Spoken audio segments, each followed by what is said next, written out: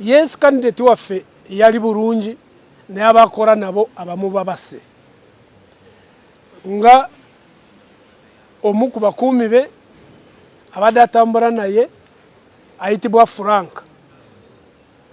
Emmotoka z'ebyokwerinda bagamba nti mukagenderere zamulinnyalinye emmotoka nemuyita ku kifuba nemumenyamenya omulago amawuge ne gaabika. Bafubye nnyo okumutwala mu ddwaliro naye bagende kutuukayo nga tikikyasoboka nga omusaayi guyiise nnyo mu mawuge, eyo n'afiirawo. Naye waliwo omulala ogwe bakubye amasasi mangi naye ye bamuyodayoddewo akyali mulamu. Bayogera kodda ne bawandika ne Electoral Commission nga basaba Kyagulanyi ng'omuntu alemwe kujja kukubalaale mu Kampala. Bakikola dda mu nkukutu. Tebakikola mu nkukutu, n'okuwandiika bawandiika. N'okuwa ne Electoral Commission nebaddamu nebagamba nti mulina buyinza obukola ekyo. Kino kintu kyali kintu kyakyama nga kiri mu gavumenti mbalayirira nga bakitegese bagaane Kyagulanyi kujja mu Kampala. Naye nga Electoral Commission omukulaba okwange okubaddamu nebagamba nti mulina buyinza nga kiringa ekitegeeza nti banamwe mutuse. Naye musooke muwulirize kino. Babuulire. Regime eno yatandika dda okuziyiza Bobi Wine alemwe kwetoolola eggwanga lino. Era nze nakibagamba nimbagamba nti Bobi Wine Electoral Commission okumuyita amagye kumusuza mu kibira mu kiro ekye baagala kiri kimu okumuslowinga down. Sewungu, Honorable Sewungu, Member of Parliament wa Karungu, yagambye nti mu Karungu tiwanabayo muntu yadde n'omu owa COVID.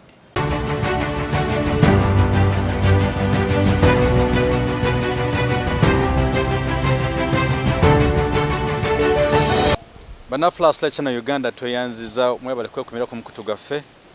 Mwebale mukwita munaku enkulu, mwebale zitamu obulungi abafunyemu obuzibu abalwadde Katonda abasaasire. Nga twabasuubiza nti bulunaku tujagezangako nga tusobola okubatuusaako amawulire agakagwawo n'agaliwo mu nsi yonna okutwaliza wamu. Era twetindize ne twamba ne mukuyaruga ne tumusanga gy'abadde yonna era Mukama yebale okumuwa obulamu ng'akyali mulamu. Mikwano gyaffe mena tubatumiddeko mwebale kwekumirako. Mu nsi yonna tetujja kumenya nsi zonna naye nga mwenna gye muli mwebale kwekumira ku mukutu gwaffe The Flashlight Channel Uganda. Tukumye ne mukulu bya Lugaba amanyi okututangaza n'atuwamu ku analysis ebibaddewo mu wiiki mpolampola nga tunatandika ne topic yaffe ey'olunaku olwaleero. Naye nga topic eriko olwaleero tugamba twebuuza lwaki essaawa zino Electoral Commission esuspendings oba eyongezaayo campaigns ezaba candidates on Uganda. Tetumanyi lwaki. Are they targeting one individual? We don't know. Are they targeting Bobi Wine? We don't know. Are they targeting Katumba, President Museveni? We don't know. Kofene tugamba katugenda mukubya Lugaba asooka atwamu analysis akayiseko mweki yonna then tutandike n'olunaku lwaffe nga bino okuba. Mukubya Lugaba kulika ennaku enkulu. Ennaku enkulu nziyiseemu. Omukama yabale kukuuma. Naye abeewaka bali batya? Olaba olwaleero nzize n'ebitabo bino. Kulaba? Kubanga nsanze nga nva mu studio endala. Ova kusomesa? Abantu abamu tebamanyi nti nduddewo nnyo nga ndi mu studio radios TV. Nga njigiriza abantu emyaka mingi. Naye Splashlight kirabika ekutya abantu omubabiro. Weewaawo. Abangi ng'aba ab'ebweru we batandise okundaba. Yes, ndi mukosefu naye ku lw'eggwanga lyaffe. Nasazeewo nzizije omugongo gundi bubi nagulwarako dda naye gukomyewo. Sobola basikirizibwa kuvuga motoka sitambula ku piki. Nawe mumbadde mu studio baze kunkima awaka. Naye kansubire nti nja kuwona. Weewaawo omugongo nkimanyi bwe bwankwata. It needs a lot of money, but I shall get it. In Jesus' name. Yeah. Gamba amin. Now, ekisooka mbeebaziza nnyo bana flashlight mwe bari nyo kwita mu nakwenkuru abafunyo obuvune mbasaside we wawe sinabakubamanya banji ekujako abakandidate waffe Kyagulanyi yafunye abantu babadde nabo bafunye obuvune bwa amaani n'abalala bafudde Masaka kati wetyogerera n'amasasi gakyavuga ebisingawo tujja kubitegeera bulungi kyanaku nnyo naye munange ntera kugamba abantu nti buli kintu kyonna ekyokola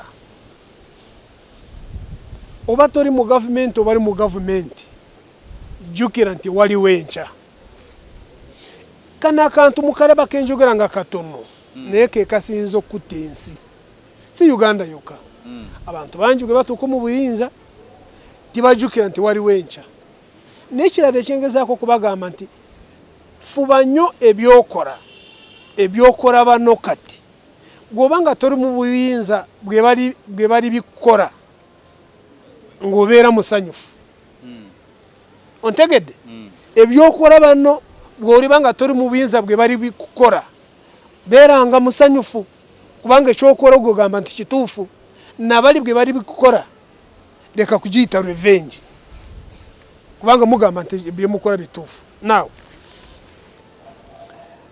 kituufu Kyagulanyi tumutunze mu ggwanga lyonna no mu nsi yonna kati akaseera we tusigalidde kati bintu bibiri okuyigiriza abantu baffe engeri gye banaakuba akalulu n'okukuuma akalulu bintu bibiri ebyo byanjawulo ebibulayo okuyigiriza abantu baffe engeri gye banaakuumamu akalulu n'okukakuuma kubanga okukakuuma nagwe mulimu munene nnyo naye kyemanyi principal waffe ekyo ajja kukikolako n'okusingira ddala nabakandidate banuupu naawe njagala kuddamu kiri ekyokulonda ekyo kyo nja kutandika nga nakyo buli kaseera okulonda bw'oba olonda Kyagulanyi genda ng'oli mukakamu topapa genda we balondera jawaka papura ojja kusangawo ngamba ba Kyagulanyi njigiriza abanaalonda Kyagulanyi boka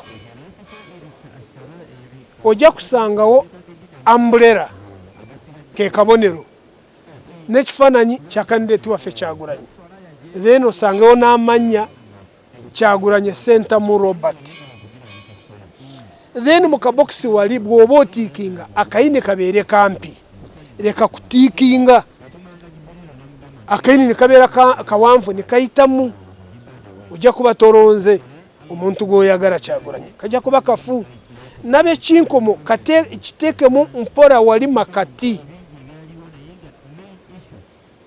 bwino leka kuteekamu olwala lwona ruveeyo nga lwona nga luli weeti nga lutonya teekamu akantu katono bulungi ojja oteekemu makati era tikayitamu ekinkomo nakyo bwe kinaayitamu ka box nekigenda awala nako kajja kuba kafu oba tolonze oba ojja kutufiiriza oba ofiiriza kandidate waffe nga bwe nabagamba omulundi guli kino ekyenazudde nakyo kikulu nnyo ekyokugamba nti abantu abamu bagenda mu kabokisi ne balonda n'asanga ng'akoze ensobi nekimunyigira muli n'atya n'abula ekyokukola n'amala gakatu oba okasudde nabagamba mu mateeka by'okulonda kikirizibwa ddayo obagambe nti kano sitiikinze bulungi oba ekinkomo sikitaleko bulungi bajja kuwa akalala mu mateeka kikirizibwa kyova olaba bateekawo ebintu bino bibiri wammanga ekimu bakiyita spoiled votes then ekirala kiba invalid votes nabo ba agents bano nabo aba Kyagulanyi mulina kumanya ebintu bino bibiri bikulu invalid votes ke kano akaruru ako tikinga akayini ni kayitamu igwe nomala gakateekayo notasaba karara bw'okateekayo nibasanga nga kayini kayitamu ako kaba kafu yebeera invalid vote. Okitegedde? Then bw'obeera mugezi nga bwenkugamba bw'otikinga ne kayitamu beshinkomo ni kiyitamu nogamba sijja kukateekayo kansaba akalala ntikinge bulungi oba ekinkomo kiteekemu bulungi.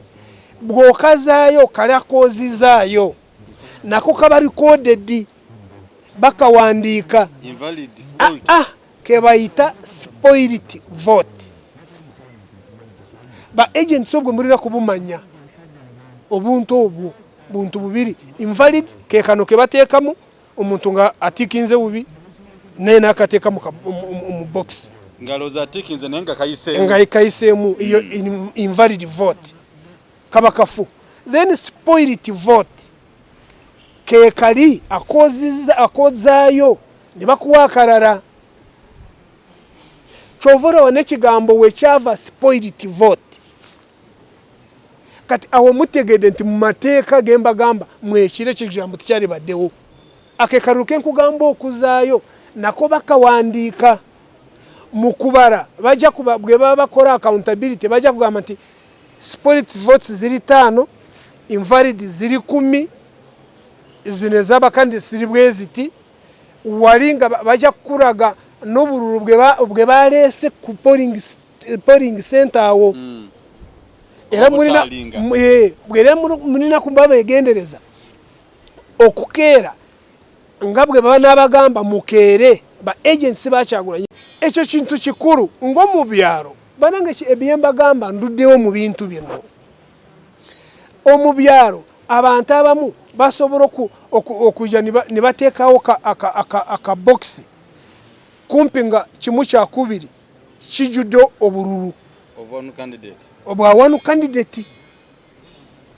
Kati balina kusooka kukabikura nimulaba nti teri kirimu. Abo ba agents kyovula ba agents nendowooza ekyo candidate bakimanyi. Nekyokubiri ba agents baffe bonna balina kubanga bayitako mu ssomero at least P7 wanga P7 osobola kusoma noraba declaration form onomanya okuwandika noraba ne namba ya candidate ejajjeeyo nti eyo yenyine. So ekyo ndowooza kijja kutuyambanga nja kubayitirangamu buli kaseera kubanga nze ndaba kyekikulu wetutuuse kati Kyagulanyi ekisooka takyayetaagisa kutunda. Tunyonyola bunyonyoza abantu biki ebiriwo biki ebikolerwa lwaki bikolerwa. Kyagulanyi basooka kumunyooma nti talina kyali ali mu Kampala. Na Kampala tebajogera bagamba nti ali Kamwokya. Kamwokya nitubakuba ne bagamba ali mu Kampala yokka. Nitubakuba ne bagamba nti ali mu butawunizi bwokka. Nitubakuba ne bagamba ali mu ggwanga lyonna naye bajja kulaba omuyimbi. Kati mulabe engeri gye omulabi gye tumusindiikiriza tumutuusiza ku kisenge. Ku kisenge awo titwagala tumuveeko. Twagala tumunyigire ku kisenge mpaka nga kalulu kabaliddwa. So omurwe waffe nali bagambye nti aza mutahunga nkabashara. Owe tutuuse kyekinyusi. Buli muntu yena alina kuba mugumu nga Kyagulanyi nga candidate waffe. Mulumi nakuzibagamba ya temuzikiza. Teri kuzikiza in fact ke kagamba karu teri kuzikiza. Ekyo nkimaze nawo. Tudde ku mulamwa banafa batulaba nti bino mukoyaga byayogera asooka n'abayitiramu ebibaddewo ebintu nga babirina okuba then betumala okubawo ka recap then nga tuoka tusumulula ekisumuluzo nga tugenda ku mulamu ogwa leero. Era omulamu gw'onaku olwaleero gugamba bwe guti lwaki isi mu kaseera kano eyongezaayo oba suspendinze campaigns mu Kampala naddala ebifo ebya Central. Kitegeeza ki eri ggwe ate nga tumatino Kampala oba Central bye bimu ku ebyo ebidetermininga ani agenda okwangula kana akalulu. Lwaki isi ekikoze mu kaseera kano? Tugenda omukubya Rugawa n'atunyonnyola lwaki isekola ekintu to suspend elections at this time in Now, the central areas. Abatuuliriza abantu abali mu gavumenti tubatuusiza ku kisenge kubanga buli kintu kyonna kye bakola we are ahead of them. That's a fact. Kyeraze bwerazi buli kyonna kye bakola tuli mu maaso gaabo. Ne kandidate waffe ali mu maaso gaabo. In fact ekino nakyo kikulu kakube mu kutambula mu kunyoonya akalulu ali mu maaso. Kyovula olulina bagamba nti Kyagulanyi will always lead and others will follow. Now,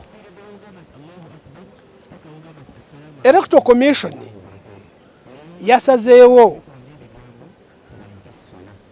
ne suspending okulonda okukuba campaign okukuba rallies okunyoonya akalulu mu district zino Wamanga. Esooka Mbarara, eyokubiri Kabarole, eyokusatu Ruwero, eyokuna Kasese, eyokutaano Masaka, eyomukaaga Wakiso, eyomusanvu Kabarole, eyomunaana Jinja, eyomwenda Karungu, eyekumi Kazo, 11 Kampala, 12 Tororo. Lwaki mwezo? Kakati mwe bana flashlight ebyo tuze tubagamba mwena mbasaba muddeyo nakano yes mujja kulaba katambi kano n'obutambi bw'enzize nga mbanyonyora lwaki President Museveni apanikinga ku lwa Bobi Wine mu Kampala mu Buganda. N'ensonga ziri ensonga semasonga ziri ze nabawa lwaki Bobi Wine agenda kuwangula President Museveni mu Kampala mulabe bye nabagamba. Now ekisooka kizenga kyeraga nga regime eno yasooka kwagala okuziyiza Kyagulanyi aleme kubeera ku ballot paper.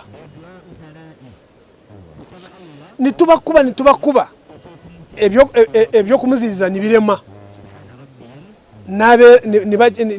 n'ekibiina kye baali baganye okukiwandiisa nibeebuzabuza ebyo byonna nibigwa. Naye nga tageti yonna yali kugaana Kyagulanyi okubeera ku ballot paper. Lwaki baali baganye? Baali bamaze kukitegeera nti ono omwana omuliro gwaleese incumbent president tajja kumusobola mu kalulu, kyekyali kitegeeza. Naye paniki yonna nabagamba nti Kyagulanyi ono tali yeka, ateekwa kuba ali ne Katonda, teri muntu mulala. Buli kintu kyonna n'empewo bwe zibanga weeziri nazo nga byonna n'empewo zikwatagane ne Katonda. Katonda ayinza kugamba nti naye ekyengezaako okubagamba ekyokulabirako kati disitulikiti zonna ezibaganye nti tibakubamu campaign. Lwaki Electoral Commission kino ekireese?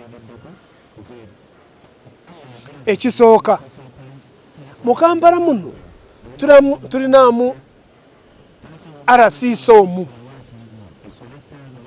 nitubeeramu na deputy RCCs 4 kubanga division ziri 4 oba 5 ziri 5. Naye ekindeeseza ekyo mulimu RCC, deputy RCC ow'Enakawa ne deputy RCC ow'Ekawempe. Baali bayogera kodda ne bawandiika n'Electoral Commission nga basaba Kyagulanyi ng'omuntu alemwe kujja kukuba laale mu Kampala. Bakikola dda mu nkukutu. Tebakikola mu nkukutu, n'okuwandiika baawandiika. N'okuwa n'Electoral Commission n'ebaddamu n'ebagamba nti mulina buyinza obukole ekyo. Tolina buyinza bugaana Bobi Wine. Wabula ekintu ekindeetedde okuleeta ekintu kino, bano mbayita baana kubanga bato bange, ekyokubiri nakolako nabo mbamanyi. Ekisooka manyi nti balina amalala ag'okumanya nti mukama waabwe abamanyi nti bakola. naye timuzanya n'abaana abo kye baali baleese. Abo baana bafanagana n'obwana awaka nga bulina amatanta nga mubadde mu meeting ne bugibeeramu ne butegeera kiki kye mwateeseza. Naye nga engeri gye busamaasa abaana batera kusamaasama bwe ne bugenda wabweru ne busamaasama n'ebigambo ebye mwateeseza bo ne baagala bakore ki babisaasaanye. Kino kintu kyali kintu kyakyama nga kiri mu gavumenti mbarayirira nga bakitegese bagaane Kyagulanyi kujja mu Kampala. Naye nga Electoral Commission nzo mukulaba okwange okubaddemu ne bagamba nti mulina buyinza nga kiringa ekitegeeza nti baanamwe mutuse. Kino nkireese kubanga bwe twali nga President Museveni aleese ayagala kuleeta ekiteeso ekyokujjayo emyaka alyoke afuge mpaka waayagalira.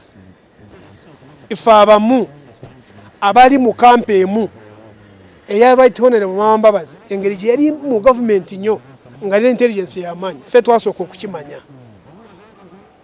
Bwe twasooka okukimanya ne twagala tukube ejjinja mu kisaka ekinaavaayo. Bwe twakireeta nzijukira President Museveni yagamba nti those are idlers, tibalina kyakwogera. Nitugamba banange waliwo kye tuzudde kubanga twakizuula nti nga tunabakulira mu kalulu ka 2016 yali yagala kukireeta. Naye bwe twakyogerako ebiseera ebyo ndowooza ne batya ne bagamba mugira mu kireka. Oluvannyuma nga twakava mu kulonda ababaka ne batandika kukireeta mpolampola. Gwe babuuza President Museveni agamba ebyo temuli. Kitambula oluvannyuma President Museveni n'akkiriza. Kaakati nze ebintu bwe bijja mu gavumenti bwe bityo mba ntegeera engeri gye bijjamu. Kisooka kujja nga kya rusaago naye nga kivudde wala ku nannyinimu bano abakitambuza. Oluvannyuma oluusi be bakoramu ensobe ne boogera mangu. Obulimba buba ebiseera ebisinga gaba amazima g'amangu n'oyogera mangu nga kiri tikinajja. Now abaana bano kye baayogera nga basaba Electoral Commission. Electoral Commission neeyebuzaabuza neebasirisa kituukiridde. Okiraba? Kituukiridde Electoral Commission neevayo bulambalamba nga tettidde nga teswadde n'ekyogera bufu. Naye nga baana be basooka kukireeta bali ba Deputy RCZ ow'enakawa n'ow'ekawempe. Now ebyo byonna ebigenda nga bibeerawo mulyoke mulabe ne Bishop Cyprian Lwanga n'abanadini abamu nga bakireeta mu ngeri yaabwe. Tujja kukyogerako oluvannyuma kiryoke kikwatagane na kino. Byonna bali ku kintu eki kimu. Ekisooka eno regimu yamaze dda kukizuula nti mu campaigns mu rallies mu kalulu tebasobola kusobola Bobi Wine. Ne oluusi njogera Bobi Wine mangu naye mumanye nti njogera ku Kyagulanyi Sentamu Robert. Lyerinnya lijja kubeera wali naye ku lwa kadde Bobi Wine kinyangwira ne mukitegeera. Now bwe bakitegedde byonna bye bazze nga bakola bagezzaako okugula abantu ba Bobi Wine biganye ne bakitegedde nti kisoboka. Bagezezaako okukuba okutaba abawagizi ba Bobi Wine nga bwe mbagambye waliwo abakafa kati e Masaka bagenze kukiraba nti tikikyasoboka. Kadi gye basigaziza eryemu eyo yokka ey'okugamba nti taddamu kukola campaign. But it's too late, I'm telling you. It's too late. It's too late. Gwe mukisa omwana ono gwalina buli government ekyereeta nga kiri against Kyagulanyi kibeera expired. Mukwegala kambozi makabuza. N'olwensonga mu abataba na flash lecture in Uganda. Akatumya mukono mukwegala bategeeza ko this kind of conversation is very important for the public to understand. Akati Bobi Wine n'oluyimba lwe yagamba nti ne bwe kuba kufubutuka misinde. Aha, n'oluyimba lwe nalubayimbirako katono naye nga simanyi byakuyimba. Ng'olaba omwana ono kino nkireese kubanga bwe twali nga President Museveni aleese ayagala kuleeta ekiteeso eky'okugyayo emyaka alyoke afuge mpaka waayagalira. Ife abamu abali mu kampa emu eya Right Honorable Mama Mbabazi engeri gye yali mu gavumenti nnyo nga n'intelligence y'amaanyi ffe twasooka okukimanya. Bwe twasooka okukimanya ne twagala tukube ejjinja mu kisaka ekinaavaayo. Bwe twakireeta nzijukira President Museveni yagamba nti those are idlers, tibalina kyakwogera. Nitugamba banange waliwo ekye tuzudde kubanga twakizuula nti nga tutunabakulira mu kalulu ka 2016 yali yagala kukireeta naye bwe twakyogerako ebiseera ebyo ndowooza ne batya ne bagamba mugira mu kireka. Oluvannyuma nga twakava mu kulonda ababaka ne batandika kukireeta mpolampola. Bwe babuuza President Museveni agamba ebyo temuli. Kitambula oluvannyuma President Museveni n'akkiriza. Kaakati nze ebintu bwe bijja mu gavumenti bwe bityo mba ntegeera engeri gye bijjamu. Kisooka kujja nga kya rusaago naye nga kivudde wala ku nannyinimu bano abakitambuza. Oluvannyuma oluusi be bakolamu ensobe ne boogera mangu. Obulimba buba ebiseera ebisinga gaba amazima g'amangu n'oyogera mangu nga kiri tikinajja.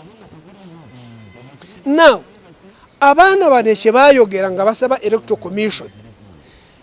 commission neeyebuzaabuza neebasirisa kituukiridde. Okiraba? Kituukiridde electoral commission neevayo bulambalamba nga tettidde nga teswadde n'ekyogera bufu naye nga baana be basooka kukireeta bali ba deputy RCZ ow'enakawa n'ow'ekawempe. Now ebyo byonna ebigenda nga bibeerawo mulyoke murabe ne Bishop Cyprian Lwanga n'abanadini abamu nga bakireeta mu ngeri yaabwe tujja kukyogerako oluvannyuma kiryoke kikwatagane na kino. Byonna bali ku kintu eki kimu. Ekisooka eno regimu yamaze dda kukizuula nti mu campaigns mu rallies mu kalulu tebasobola kusobola Bobi Wine. Ne oluusi njogera Bobi Wine mangu naye mumanye nti njogera ku Kyagulanyi Sentamu Robert lyerinnya lijja kubeera wali naye ku lwa kadde Bobi Wine kinyangwira ni mukitegeera. Now bwe bakitegedde byonna bye bazze nga bakola bagezaako okugula abantu ba Bobi Wine biganye bakitegedde nti kisoboka. Bagezezaako okukuba okutta abawagizi ba Bobi Wine nga bwe mbagambye waliwo abakafa kati Masaka bagenze kukiraba nti tikikyasoboka. Kadi gye basigaziza eryemu eyo yokka ey'okugamba nti taddamu kukola campaign. But it's too late, I'm telling you. It's too late. It's too late. Gwe mukisa omwana ono gwalina buli government ekyereeta nga kiri against Kyagulanyi kibeera expired. Mukyogera kambozi makabuza. N'olwensonga abataba na flash lecture mu Uganda. Akatumya mukono mukyarugabo bategezaako. You know, this kind of conversation is very important for the public to understand. Hakati Bobi Wine n'oluyimba lwe yagamba nti ne bwe kuba kufubutuka misinde. Aha, n'oluyimba lwe nalubayimbirako katono naye nga simanyi byakuyimba. Abantu tutandika basomesa nga bwe balondamu akalulu. Naye musooke muwulirize kino. Babuulire. Regime eno yatandika dda okuziyiza Bobi Wine alemwe kwetooloola eggwanga lino. Era nze nakibagamba nimbagamba nti Bobi Wine electoral commission okumuyita amajje kumusuza mu kibira mu kiro ekye baagala kiri kimu okumusirowinga down ke kaali kakolyo kokka nga tibagala tambule gwanga lyonna kubanga baraba kandidate waabwe atambula linga Sinnairi sivenye tukita tutya okay mu bwimpimpi alinga kagundi ka milioni nga atambula mpola atuli nga ali ku misinde cho aliko mukuru rugaba President Museveni kali tibahaburwa atambulanga kanawolovu mbwati naye ate waliwo nalinga karabita akamyu rabiti yenyine su genda maso kakati murabe bino Bobi Wine okumukwatira eruwuka balyoke bamutware na Rufenya bali eche baliko teri kirara kyonna bali bagara kumusiro winga down era bali tibagara agende mu district zino wamanga mukimanyi nga bamukwatira eruwuka bamutware na Rufenya Bobi Wine enkera yara ina kugenda Mpigi e Masaka ne district ziliranye muze bagambye ntagendayo mwezi limu nabagamba nti abantu bano tibasobora yade no kwekweka tebayina nsonyi kati oraba bwe tukikwataganyiza nga Bobi Wine yetega kugenda Mpigi ne Masaka we bamukwatira nibebuzabuza nibamuteeka na Rufenya ntamenya amateeka ga SOPs ekibaliko ku district zezo nga ne Kampala mweri ne Wakiso nga tibagara zitambulemu chofura bamuziza nibamuteeka eyo Masaka imwe abaganda munanjurira ebitundu bya Buganda mulimwe ebitundu ebibiri ebisinze okubeera n'enkizo kabe mu buwangwa kabe mu byobufuzi ge masaza abiri ga Ssaabasajja Buddu ne Kyadondo chofura ba Kyadondo mu byobuwangwa ekitebe kya Kabaka mu ekibeera ne Buddu olwaba bagera n'olugero bagamba nti Poki nakulembedde olugero lwe nwerabide nenga Masaka kintu kikuru nnyo nzijukira mu 96 kusemogerere nze nali mpagira President Museveni mu kiseera ekyo nga President Museveni alina obuganzi obutagambika naye ffenna abaali ku President Museveni ekyasinga okutukankanya yera ali Semogerere gye yakola e Masaka nga tana na wolinya Semogerere yakuba rali e Masaka ffenna twakankana abayinade weewawa ebimu wali ife bye twali tumanyi kubanga bamuplantingamu abantu goonies ne barya ebintu by'abantu ne bakuba abantu in fact kyamutira akaruruke mu ggwanga lyonna rali ng'emaze kugwa ubona okujja e Kampala ekintu ekyabeeranga ku kubo nga the so-called abawagizi ba Semogerere nga barya ebintu by'abantu bakola ki bakuba abantu bagamba nti ono natufuga atya kumbe bali baplantinze mu goonies ebyo by'okuplantinga goonies byajja dda kakati mukubya rugaba some writers bagamba nti history repeats itself but writer nagamba kanyehamba ndoza mukaro yagamba it is fools the rate area kategaya yawandika akatabo ke ngatanafa nagamba nti history does not repeat itself it's only fools that repeat history naye kibwe nkinyonyera mu Ruganda bayinza kugamba nti ate nvumye abali mu government naye ekyengezako kubagamba Masaka ne Buddo biri n'enkizo y'amaanyi both in politics and in culture as far as Buganda is concerned. Bebaganyo kugenda. Now mulize kino. Recently barabye President Museveni ngagenze Masaka. President Museveni ngagende Masaka abantu bamuwemukide. Ngabwe bamuwemukire Ruwero. Okitegedde. Indowooza bamupangira bwe barabye abantu be Masaka nga bawemukide Mr. Bwaburwa. Nibagamba nti banange wano wafiira mu Ruge tuwedde mu Buganda ngabwe nabagamba nti mwagwadda Kyagulanye mu Buganda president tasobola kuwangula Kyagulanye mu Buganda kikafuwe tikisoboka kati waliwo abantu bamuswaba wewo bubakunga nibaraba nti tikisoboka amaze kugendayo ye Masaka nebagamba nti Kyagulanye tagendayo naye ngabwe nabagamba nti Abaganda okukiriza okureka Kyagulanyi tagende Masaka mujja kubatabuse era mwabase ne kati ekiri mu Masaka bakafa babiri yes naye mwe mutte naye mumanyi nti waliwo enkya now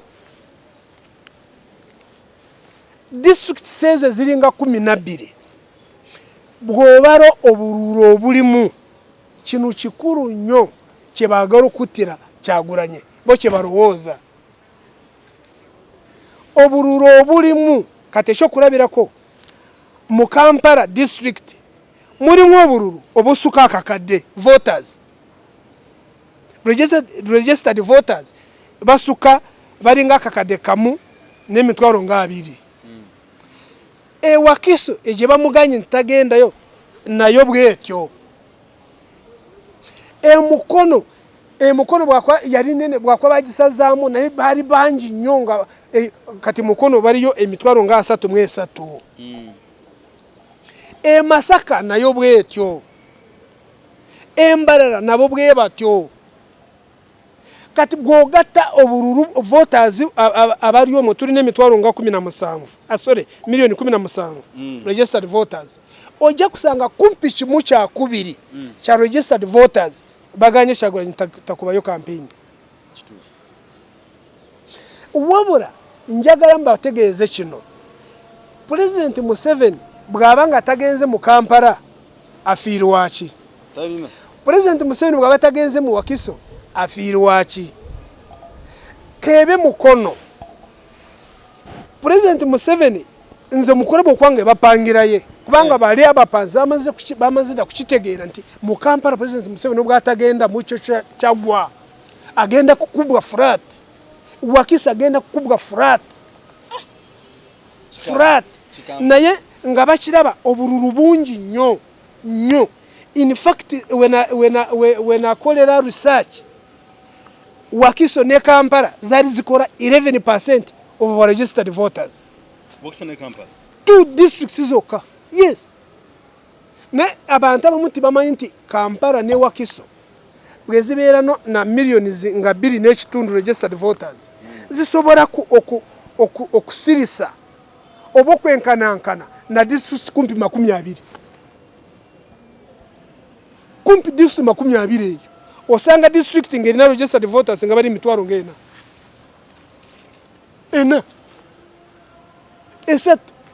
etano so ng'olaba ekye bamuziyiza nga bo bakiraba nti kyamaanyi nnyo era mbalayirira district zino nga bwe bazoogedde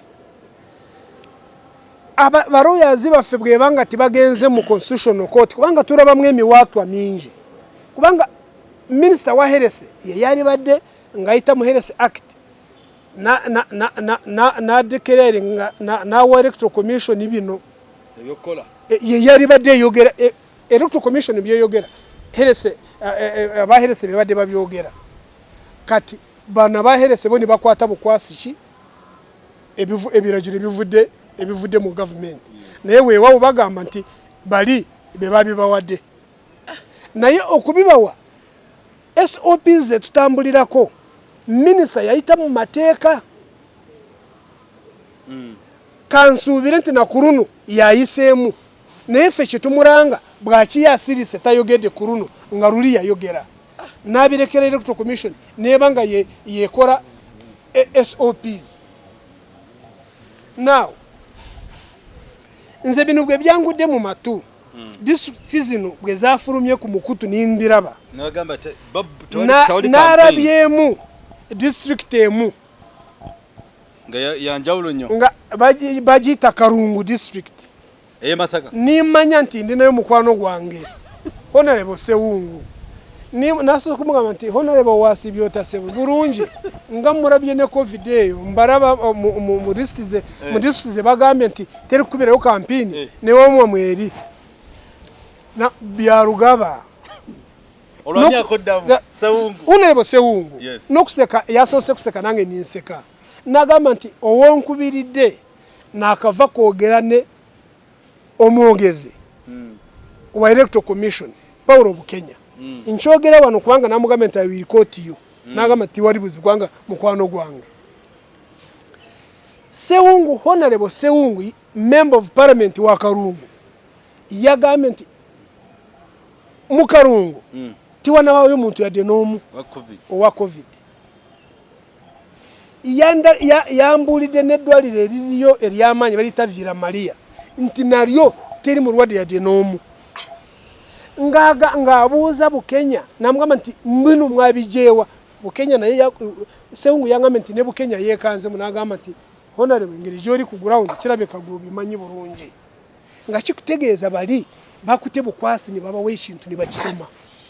Now abarabi baffe twafunyeko ka break katono okubanga ndina mikwano gyange mu field abakola n'ekyagulanye babadde bampa amawulire agatasanyusa njagala mugume abawagizi baffe. Yes, candidate waffe yali bulungi naye abakola nabo abamu babase nga omu ku bakuumi be abadde atambula naye ayitibwa Frank. Emmotoka z'ebyokwerinda bagamba nti mukagenderere zamulinnyalinye emmotoka nemuyita ku kifuba nemumenyamenya omulago amawuge ne gaabika. Bafubye nnyo okumutwala mu ddwaliro ne bagende kutuukayo nga tikikyasoboka nga omusaayi guyise nnyo mu mawuge, eyo n'afiirawo. Naye waliwo omulala ogwe bakubye amasasi mangi naye ye bamuyodayoddewo akyali mulamu. Owe tukyakola vidiyo eno ebyo byenfunyeewo katulinde ebinadirira. Naye mubeere bagumu mu struggle naffe bemulaba tusobola okubukeera enkya nga tituliiwo nga tufudde naye tikitegeeza nti struggle egenda kuyimirira. Kaabe President Museveni ono atufuga mu myaka 5 eruweero abantu 80 gyafa tibadduka mu struggle, basigala bali focused, bali committed. Tufiirirwa abantu bangi, tukyabafiirwa ne tugume. Nalabye abantu bangi nga bamenyese okukaaba. Yes, okukaaba kubeerawo naye tubeere bagumu. Abo bafudde ffe katutambule. Era nzijukira kayimba kali omukyalo oli ke yayimbira Bobby nga bakubye omu ku baproducers be Kayunga nga mugamba nti embeera tesanyusa naye situka tutambule. Abawagizi bakyagulanye musituke tutambule. Batuta muraba ne abasigaddewo tutambule. Now ngamaliriza ku kintu kino abantu mwonna mukitegedde ebize ebibaawo ekiriwo kiri kimu. Baleke kubalimba nti baziiza oba batangira COVID. Mu bintu bino banyoonyamu omuntu omuyeka okumuziiza, si babiri si basatu, omuntu omuyeka Kyagulanyi Sentamu Robert kandidati waffe gwe baziiza. Ye nzijukidde nakireke nabagamba nti okuyita Kyagulanyi kumutwala mu electoral commission nti baba bamuslowinga down just kumutira buseera. Bali bamuyise ne Katumba ne Amuriat. Kyena bagamba Katemba mu byobufuzi Amuriat yagendayo. Yabasuubiza no Christmas yagenzeeyo. Kakati abantu bange ekyembagamba nti taje teri ku muntu omuyeka Kyagulanyi yeka kyekinyusi eri government eno. In fact kambabule na kino Kyagulanyi tiyesimbyewo ne Mr. Tibwaburwa ng'omuntu, yesimbyewo na state. Simanyi mukitegede Kyagulanyi yesimbyewo ne state yonna. Kyova olaba all forces, coercive forces za government zonna ziri ku muntu omu. Police, maje, SF buli kimu. Tiyesimbyewo ne candidate imwe ng'omulaba ono. Yesimbyewo na state. Naye Katonda nga ye mubeezi waffe tujja kumalako. kale kakati n'olw'ensonga bana flashlight channel so mawulire si malungi nti abantu bali mu kutugumbula brutal I don't this man slaughtering I can't even define it naye nga byebyo byakagwa biri mu ggwanga lya Uganda essaawa zino nti abantu bali mu kutirimbulwa Masaka si kirungi tetumanya ani abiteekamu amaanyi oba simanyi sijja kwoga I cannot define who has done that naye nga ekikulu kya byonna tubasaba mugume nadnesa kyembawamu ku magezi ekituufu kirizagaana bonaba osobola mu mbeera ng'oba osobola okwewala essasi lyewale mu kino kyentegeeza bw'olaba forces left and right and center ziyitiridde please kiriza kuba okufa twetaaga omukulembeze yenna najja akusanga ng'oli mulamu ensi bagamba ekula mirambo tetwetaaga Uganda teekula mirambo twetaaga tekula egula mirambo ensi egula mirambo ne bagamba nti egula murambo nga gwowuwe tiguliimu kakati nakyo kyekikulu egula mirambo ng'owo taliimu but all the same kino kintu kikulu kyoleese in a struggle there are so many things that are in such a struggles. That's why I told you that in 1981 to 1986 we lost 800 people in Ruwero.